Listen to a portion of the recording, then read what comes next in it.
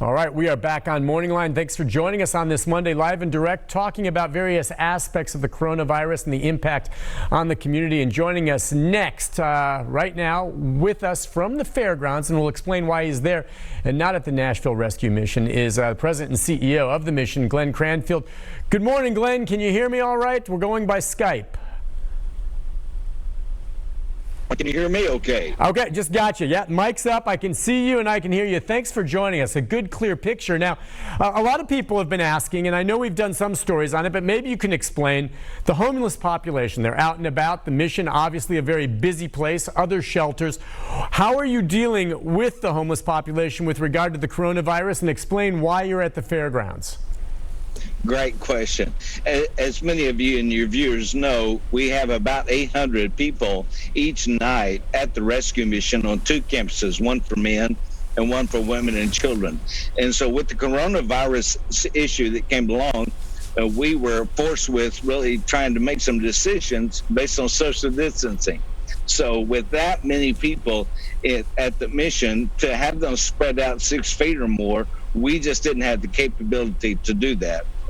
And so we opened up our chapels for daytime day rooms and so forth, and there just was no way we could have the space. And the bunk beds are closer than 6 feet as well. So we really worked with the city to be able to find a solution, and the fairgrounds was one of those things that rose to the top real quickly.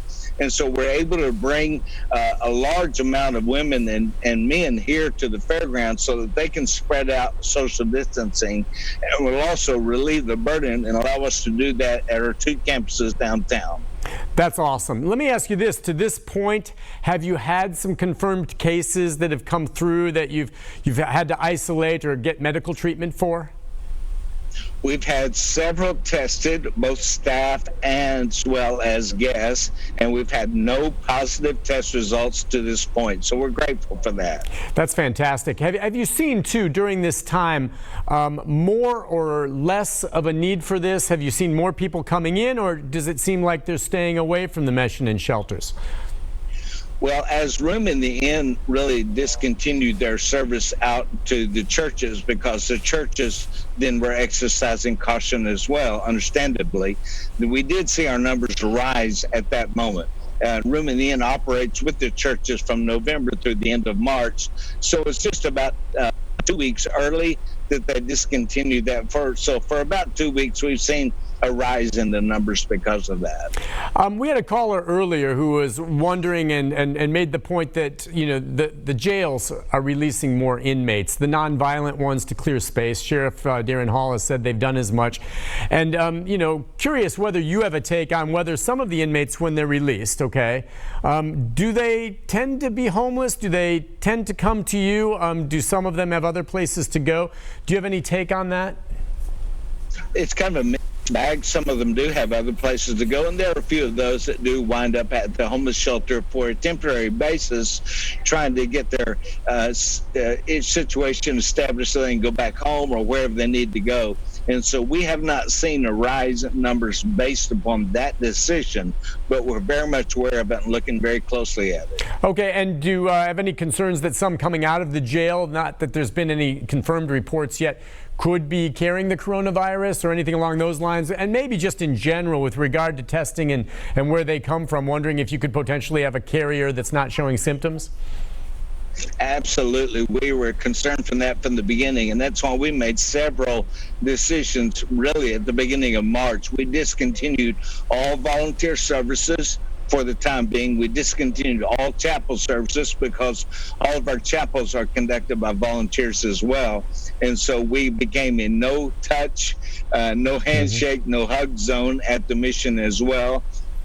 And so we really implemented a lot of things, not just for the homeless, but for their safety and security as well, of bringing that in. Everyone that comes onto the campus, regardless of if today's your first day or if you've been coming year after year, everyone goes through the temperature screening and check and so forth, so that we can identify if there are any symptoms that are available, then we would have you isolate or actually be tested. That's great. And I'm looking at you right now and seeing the cavernous area behind you. Certainly a lot of space there.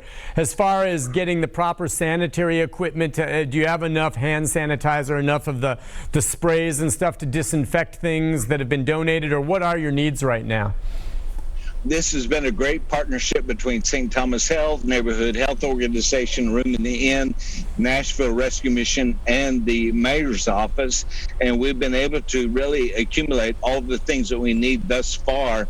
And so we're really grateful for that. I would be happy to visit with my partners from Neighborhood Health Organization and St. Thomas to find out what their needs are.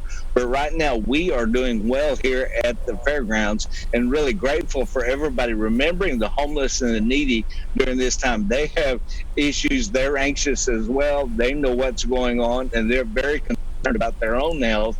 And the fact that we can all join together and care for them during this critical time is very, very cool. And that was going to be my next question, just the level of awareness, the fact that sometimes maybe some in the homeless community are a little disengaged, maybe not paying as close attention to the news, but you get a sense that they're aware of this, probably in large measure because of your education efforts. But I mean, they're aware of this, and do they take it seriously, this group in general? You know, maybe they consider themselves on the outside looking in, or are they realizing that they're part of this like everyone else? They're very, very aware of it. And like you said, we've had town hall meetings. We've had group meetings with them to keep them up to speed. Communication is very important in a time like this, and they really appreciate knowing what's going on. Of course, we have the news and TVs that they watch as well. So they're very aware, and they're very careful. They want to have hand sanitizer, and they're grateful to have their temperature checked as well. So we have a portion of the homeless population that suffer from mental illness that we're watching very carefully, because they're a little bit unaware of what's going on. And so it's very important for us to care for them during this time. Glenn, let me just ask you this. You know, you're president and CEO, but I know you personally as being very hands-on, and you do a fantastic job. I'm just curious now, at this point, what are you doing today, and how is it different than maybe what you would have done 2 months ago? What will be your task today, and maybe some of those that you work with? Well, my task over the last couple of weeks has just been very, very intense with working with the mayor's office and working with our providers to make sure that this particular population is not forgotten in this safer at home issue. The safer at home is really wonderful, and we support that. We're proud of that and grateful for that. But you understand, these folks have no home to go to. They have no place where they can self-isolate. And so we have to be their advocate and their voice during this time. And so that is really, over the last couple of weeks, really been an effort of all of us through all of the partners to say, hey, don't forget these. They're very vulnerable health-wise. They're very knowledgeable of what's going on, and they really appreciate the fact that we're caring for them. And then, also, I'm at the fairgrounds a lot more often than I usually am. Okay. Last question for you. As you said, you've shut a lot of things down. No volunteers right now. Is there anything that you're looking for, perhaps from donations from the public? They can't volunteer, but if they want to help, and with regard maybe to foodstuffs for the meals, and how that, if it is there, would be delivered to you in a safe manner, or is that all shut down for the moment? The delivery for in-kind product, food and clothing and so forth is still available. You will have folks come out to help you unload that. They'll have their PPE, they'll be wearing their personal protective equipment as well. And so we still are accepting that, because we need that to sustain everyday operations of what we're doing. The thing that we need the most right now as far as in-kind gifts are plus size clothing. So large, extra large size clothing, shoes, pants, blouses, shirts, those things are very necessary right now. And outside of that, just prayer for us, prayer for the people we serve, and to understand that and I'm really so proud of the 150 staff members we have, because they're here every single day in the midst of this incredible population of wonderful people, yet really serving them in a mighty way. And so they don't have the luxury to go self-isolate at home. they're reporting to work and doing it with a smile and doing it as really servants of God. And I'm so proud of each and every one of them. So prayer is very important, and also remember us financially as you donate. Exactly. Hey, Glenn, thank you so much for joining us this morning, and thank you for looking out for this part of the community, and they are part of it, and everyone else as well. You be safe, my friend. All right. Thank you for your time this morning.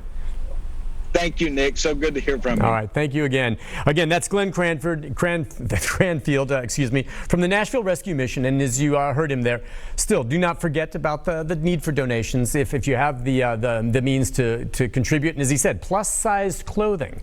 That's something they can really use. Of course, foodstuffs, and always accepting cash donations. The mission there doing very, very important work and taking the proper steps. Think about it. To this point, in other cities, I don't think can say the same thing at this level right now, with as many people as they serve in such close quarters, and now they've moved to the fairground. Still, as he said, they've had tests but no positive cases. Whatever they're doing right now seems to be working, and I hope that continues to be the case. Listen, we'll take a break on that note. When we come back, more details about developments here in the local community, including the latest from that facility that had to be cleared out of many of its patients in Gallatin. Stay with us. More right after this.